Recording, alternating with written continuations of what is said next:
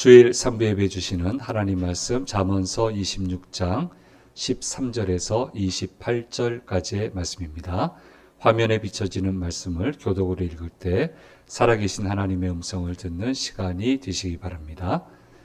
게으른 자는 길에 사자가 있다, 거리에 사자가 있다 하느니라.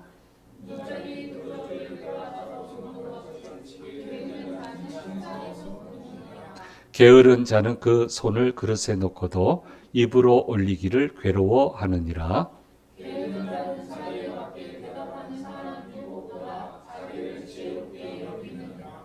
길로 지나가다가 자기와 상관없는 다툼을 간섭하는 자는 개의 귀를 잡는 자와 같으니라.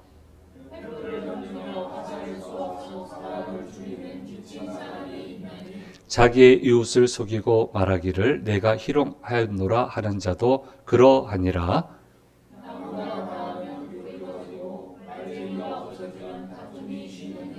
숯불 위에 숯을 더하는 것과 타는 불에 나무를 더하는 것 같이 다툼을 좋아하는 자는 시비를 일으키느니라.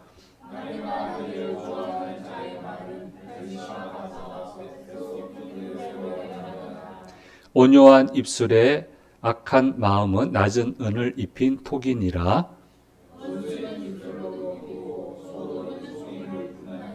그 말이 좋을지라도 믿지 말 것은 그 마음에 7가지 가증한 것이 있음이니라.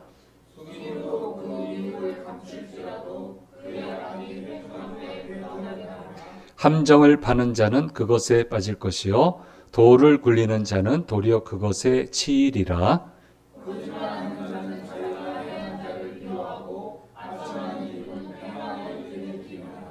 아멘. 주일 3부 예배 오신 성도님들과 영상을 통해서 예배 참여하시는 모든 분들에게 주께서 주시는 은혜가 함께 하시기를 간절히 소망합니다. 게으름과 무기력을 이제 오늘 주로 다루게 되는데요. 그 게으름과 무기력에 대한 사람들의 관심이 의외로 높습니다. 왜냐하면 일상생활과 깊이 연결되어 있고 이제 사람들이 자주 마주치게 되는 현실이기 때문에 그렇습니다.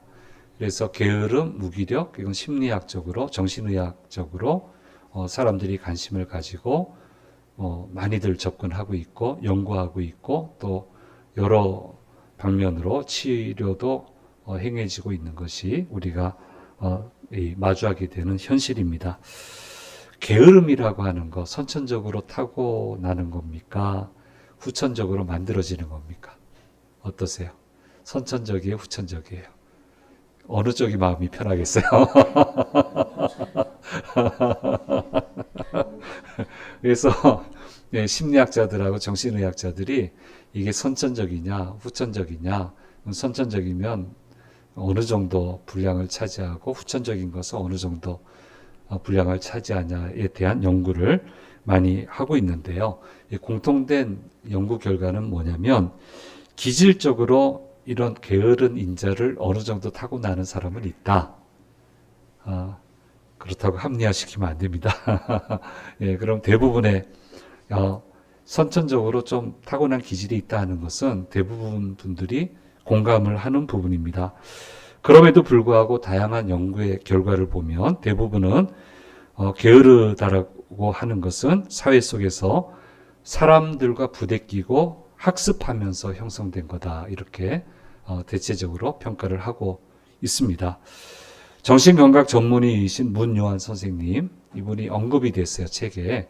이분이 누군지는 제가 모르겠어요. 근데 아주 게으름의 단계를 잘 구분을 하셨어요. 세 단계로 구분을 하셨는데요. 첫 번째 1단계는 부정적 지각이라고 하는 단계입니다. 이거는요, 공부든 일이든 그냥 하기 싫은 거예요. 하기 싫은 거. 이건 누구나 다 마찬가지죠. 네, 좋아하는 분 있습니까? 사랑하는 분 있습니까? 존경합니다, 여러분. 그래서 부정적 지각 하기 싫다. 그걸 이제 억누르고 하는 건데요. 이게 첫 번째 단계고요. 두 번째 단계는 정신적인 게으름입니다. 계획을 세우거나 일을 시작을 해야 되는데 이것을 못하는 단계에 들어가는 거. 이제 단순 하기 싫은 걸 떠나서 아예 못하게 되는 거. 요걸 이제 정신적 게으름이라고 두 번째 단계로 얘기하고요. 세 번째 단계는 행위적 게으름입니다.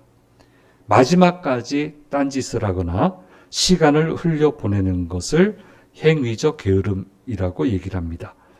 이런 단계를 차근차근 밟아 나가면 하기 싫을 때 그래도 해야 되잖아요. 그럼 극복이 되는 거고, 안 하면 정신적 게으름. 그러면 지금 이게 하기 싫은데 계획이 나오겠어요? 계획이 안 나오죠. 그러다 보면 시간이 흘러가게 되는 거예요. 그럼 일을 망치게 되는 거죠. 이 단계를 차근차근히 밟아 나가면 필연적으로 만성적인 게으름으로 나아가게 되고, 만성적인 게으름이 있는 사람은 어디를 가든 부적응 인생이 되고 만다라고 이야기를 하고 있습니다. 안타깝게도 게으름은 부적응이 됩니다. 절대 잘 살아내지 못합니다. 굉장히 안타깝게도 이게 우리가 마주하는 현실입니다. 그렇지만 일시적이고 간헐적인 게으름은 정서적으로 필요합니다. 지금은 이제 검색해보고 책을 찾으려고 해도 이제 리스트도 없어요. 근데 아주 오래 전에 예수님의 누들링이라고 하는 책으로 제가 기억을 해요. 그래서 무슨 이런 책이 다 있나? 그래서 당장 사서 읽어봤어요. 그러니까 게으름 피우는 거예요. 예수님의 누들링. 근데 이제 이거 서양 사람이 찍고 번역본인데, 우리는 이제 바닥에서 이렇게 구르지만 서양 사람들은 침대 아니면 해먹이잖아요, 해먹. 그러니까 때로는 해먹에서 아무것도 안 하고 해먹에서 이리 구르고 이리 구르고 구르는 것도 잘 안 되죠. 예. 그런 약간의 그 게으른 시간이 사람에게 필요하다. 예수님도 누들링 시간을 가지셨다. 그래서 이런 순간순간을 하는 일을 멈추시고 여유를 가지시고 리프레시 하셨다라고 하면서 인생을 건강하게 살아가기 위해서는 누들링이 필요하다. 제가 너무 오래전에 읽은 책인데도 제가 기억을 하고 있습니다. 너무너무 독특해서. 근데 이제 아무리 검색을 해도 책 제목을 제가 잘못 알고 있나 봐요. 기억하고 있나 봐요. 나오지도 않고 내용도 나오지 않고 AI한테 예수님의 누들링 쳐보니까 모래 위에 글자 쓰는 게 누들링이다. 그건 아닌 것 같고 예, 어쨌든 중간중간에 보면 쉬시잖아요. 예. 쉼을 가지시잖아요. 막 제자들은 사토하는데 배에서 주무시고 계시고 태연하게 누들링을 하시잖아요. 예. 그런 시간이 필요하다. 이거는 동의를 하겠어요. 이런 게 있어야 됩니다. 예. 그렇지만 그 시간은 만성적 게으름으로 나가는 시간이 아니고 리프레시하는 시간이고 다시 열심히 달려나가기 위한 시간이었음을 우리는 알 수 있습니다. 게으름 예찬도 있어요, 책이요. 의외로 책이 많습니다, 게으름이. 책이 제법 많습니다. 예찬하는 책도 있는데 잘 이해가 안 되죠. 네. 잠언서는 게으름에 대해서 미련함과 더불어서 아주 부정적으로 가르침을 주시고 있습니다. 그러니까 어느 시대를 살든 게으른 사람이 존경을 받고 기회를 얻는 법은 없습니다. 근데 부지런해도 좀 정도를 벗어나면 그것도 환자가 되는 거고요. 그러니까 정도를 좀 잘 지켜야 되는데, 하나님이 세상을 멋지게 창조하시는 벅찬 일을 하셨어요. 그 일을 성공적으로 해 놓으시고 안식일에 휴식을 하셨다.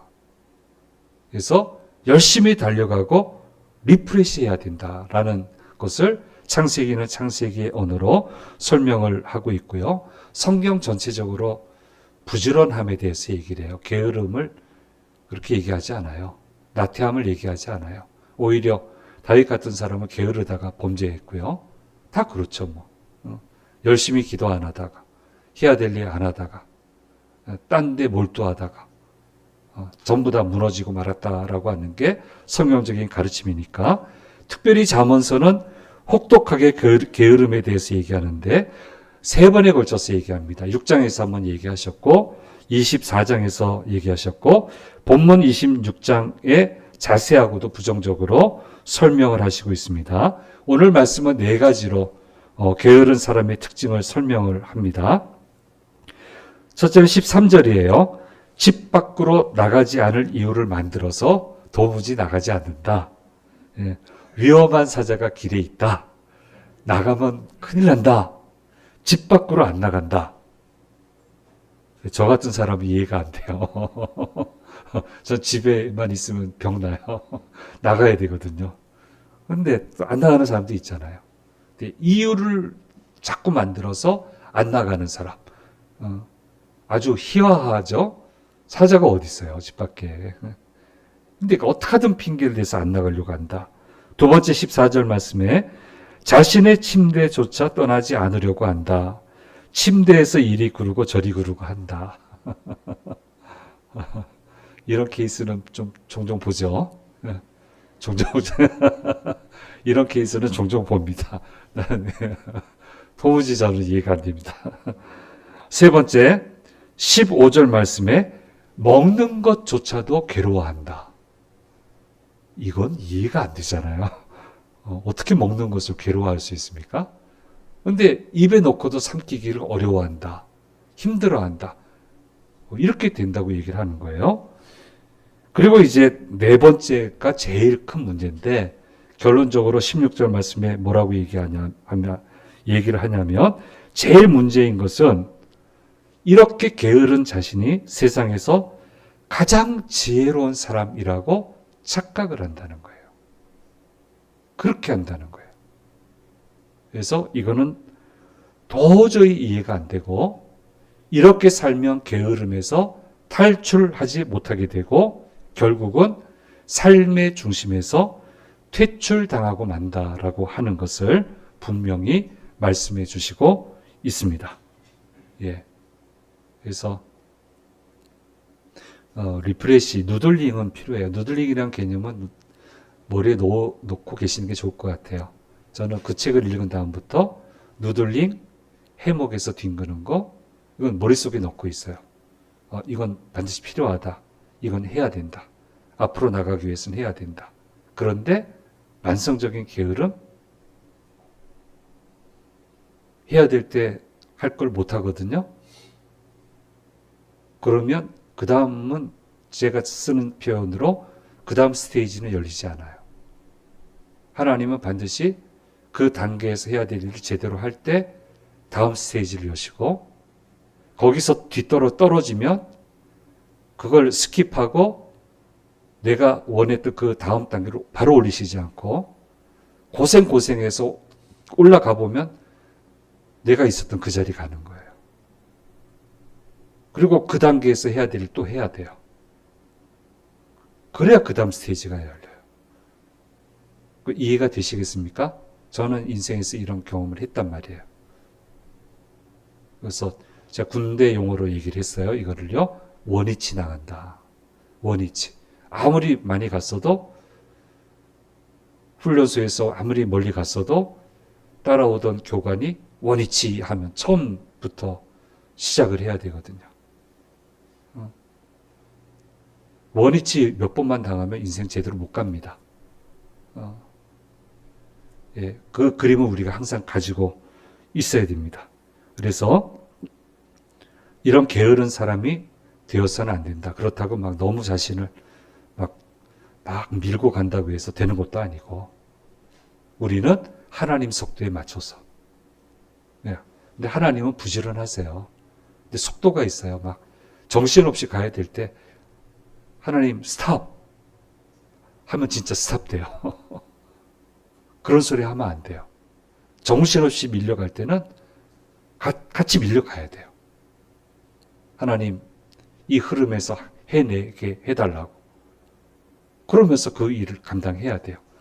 그렇지 않고 아주 안정적으로 갈 때가 있어요. 그럴 때 괜히 바쁠 이유가 없어요.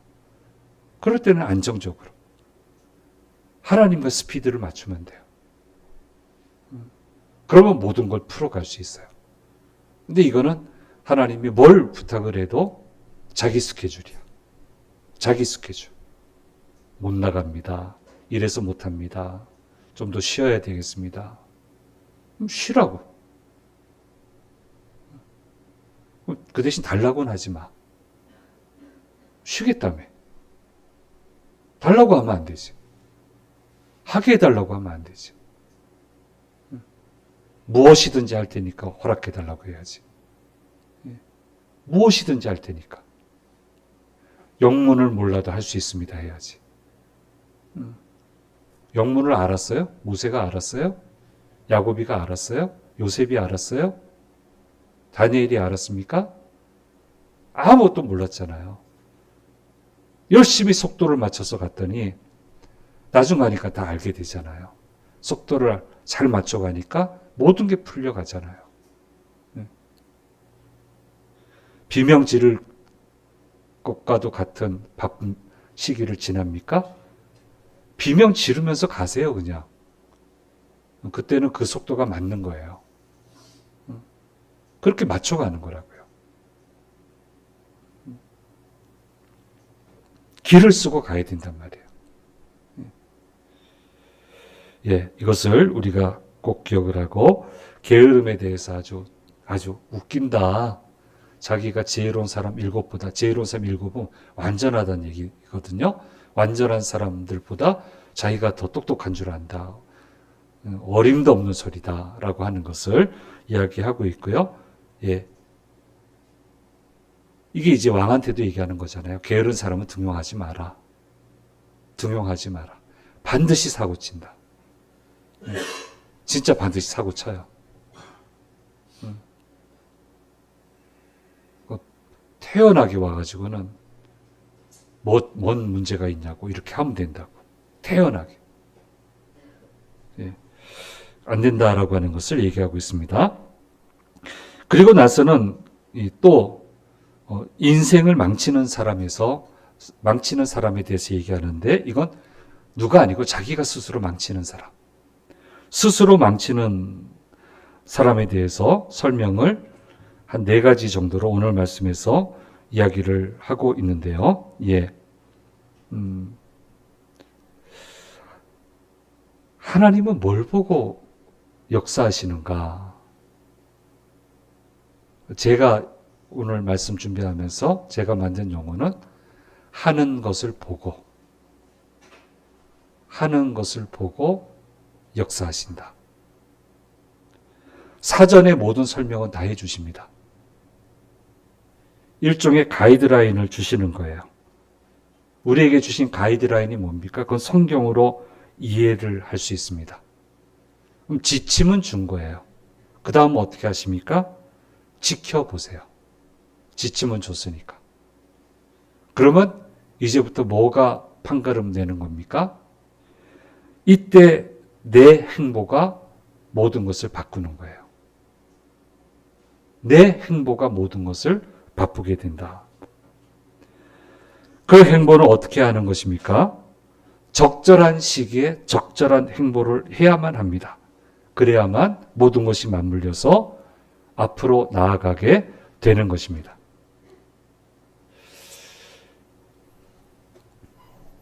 이거 기억하면 좋겠어요. 하는 것을 보고. 지침은 가이드라인 주셨으니까. 이건 뭐 자랑이라 할 수는 없는데 30 중반이 약간 안 됐을 때 아주 바쁜 곳에서 사역을 했는데 한참 몸 좋을 때잖아요. 건강 좋을 때인데 너무 오바를 해서 약봉지를 들고 살았어요. 2년 반을. 이상하게 그 감기 몸살이 안 떠나고 약 먹고 또 낫고 나면 한 주 안 돼서 또 약을 들어야 되고 2년 반을 약봉지 들고 살았는데 그때 40 넘으신 선배 목사님들이 어느 회의에 갔더니 소문은 다 들었으니까 자기들이 다 들었으니까 본인들 선배들끼리 뭐라고 얘기를 하냐면 우리가 저렇게 하면 죽는다 그러더라고요. 우리가 우 목사처럼 하면 죽는다. 이건 자랑은 아니에요. 예. 그래서 나는 이해가 안 됐어요. 내가 뭐 하는 게 있다고 나처럼 멈추고. 그리고 나서 제가 그 선배들 나이가 됐어요. 그랬더니, 야, 진짜 죽는구나. 그렇게 하면. 진짜 죽는구나. 예. 그 타이밍이니까 그걸 할 수 있고요. 예. 그 타이밍에 그걸 했으니까 하나님 믿어주시는 거고요. 길을 열어주시는 거고요. 타이밍이 중요합니다. 그 타이밍에 반드시 해야 될 게 있어요. 그거는 반드시 해야 돼요. 그걸 보고 하나님이 길을 여시는 거예요. 그 타이밍에 그것을 안 하면 아쉽지만 길은 열리지 않습니다. 이걸 얘기하는 거예요. 근데 미련한 사람은 타이밍을 다 놓치는 거예요. 스스로 망가뜨리는 거예요. 그래서 말없이 끌고 가질 않으세요, 하나님이. 가이드라인을 반드시 주세요. 그리고 나서 지켜보세요. 진짜 어떻게 하는지. 하나님 생각하신 대로 잘 달려가면 그때부터는 속도를 붙여주세요. 차고 나가게 해주세요. 근데 안 하면 끝이에요. 고집 피우면 끝이에요. 그렇게 스스로 끝을 내는 사람을 미련한 사람이다. 이렇게 얘기를 하고요. 미련한 사람 많습니다. 위험을 감수하고 얘기해줘도 못 알아듣는 사람 많습니다. 자기 인생은 자기가 책임져야지. 그러니까 안 열리죠. 기회를 바꾸지 못하죠. 그렇게 밀려가는 거예요. 인생이 그렇게 변방으로 가는 거예요.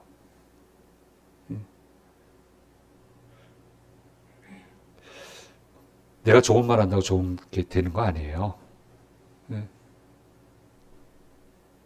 스스로한테 주문 외운다고 되는 거 아니에요.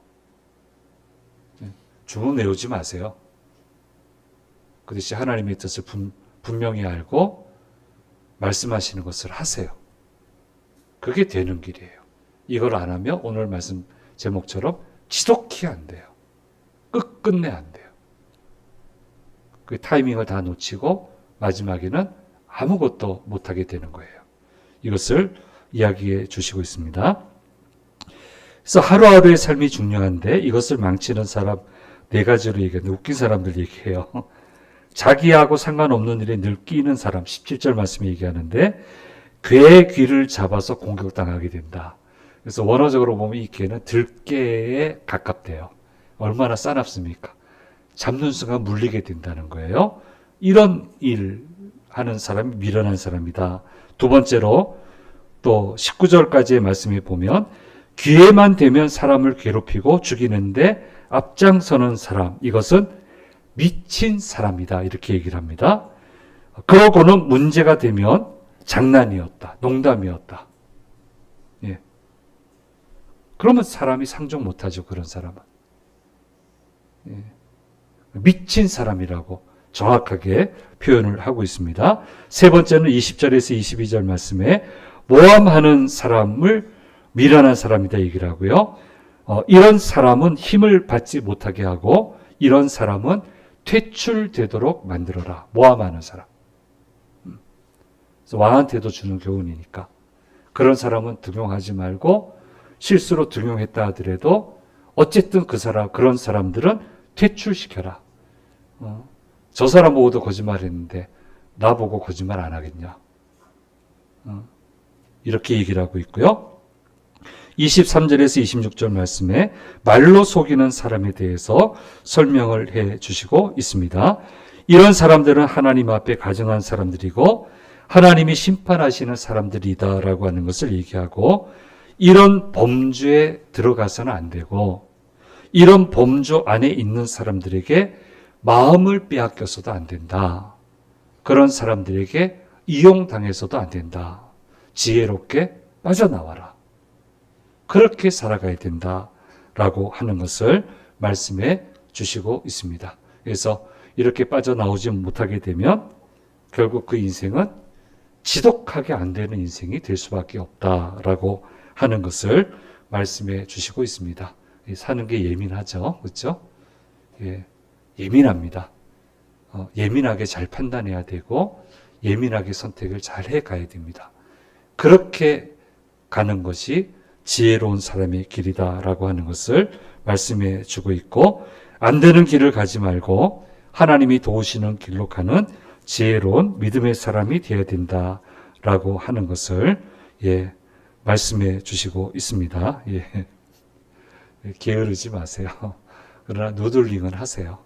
순간순간 누들링 하시면서 정서적인 피곤, 육체적인 피곤은 좀 이겨내시고 항상 부지런하게. 근데 스스로 속도 올리면 힘들어요. 무너져요. 하나님의 속도에 맞추세요. 정말 바쁠 땐 정신없이 가야 돼요. 쉬게 할 때는 막 불안해가지고 뭐 하려고 하지 말고 쉬게 할 때 쉬세요. 하나님 지금 쉬라고 하잖아요. 준비하라고 하잖아요. 그럼 준비하는 거예요. 거기에 덤벼들면 그건 어리석은 사람, 그때부터 어리석은 사람, 미련한 사람. 그래서 하나님의 속도를 따라가면 누들링한 시간도 주시고 그런 기회도 주시고. 그래서 저는 직접적으로 2번 경험해 봤단 말이에요. 쓰러지기 일보 직전인데 쉴 시간이 안 나오는데 저도 굉장히 참 벅차게 살았죠. 일은 하는데 쓰러질 것 같아. 2번 다. 근데 하나님이 2번 다 외국을 보내셨어요. 그래서 쉬었어요. 국내에서 못 쉬었어요. 교인들도 이해 안 해주고 쉴 수도 없었고. 근데 하나님이 2번 다 보내셔서 돈은 썼지만 쉬게 해주셨어요. 그렇게 극복하게 해주셨어요. 맞춰가니까 하나님하고 맞춰가니까 그게 맞춰가라는 거예요. 이것을 우리에게 말씀해 주시고 있습니다. 이 단어 꼭 기억하십시오. 하는 것을 보고, 지금 하는 것 보고. 이 단어도 꼭 기억하십시오. 오늘 우리에게 주신 말씀입니다. 이 말씀 잘 붙들고 늘 쓰임받는 귀한 주님의 자녀들 되시기를 바랍니다. 기도하겠습니다. 귀하신 주님 감사합니다. 오늘 저희를 부르셔서 말씀을 통해서 우리에게 주님의 뜻을 계시해 주셔서 감사합니다. 무엇보다도 주의 음성을 잘 듣고 주님과 속도를 잘 맞추어 어디를 가든 무엇을 하든 형통케 되는 삶을 살아가는 주의 자녀들 되도록 도와주옵소서. 믿어도 지독히 안 되는 길을 가는 사람들이 있습니다. 이런 어리석은 사람 되지 않게 도와주시고 무엇을 하든 되는 길로 가는 주의 자녀들 되도록 인도해 주옵소서. 한 주간 시작합니다. 모든 위험에서 건지시고 넉넉히 승리하는 복된 한 주간이 되도록 도와주시옵소서. 감사드리고 우리 주 예수 그리스도의 이름으로 기도드립니다. 아멘.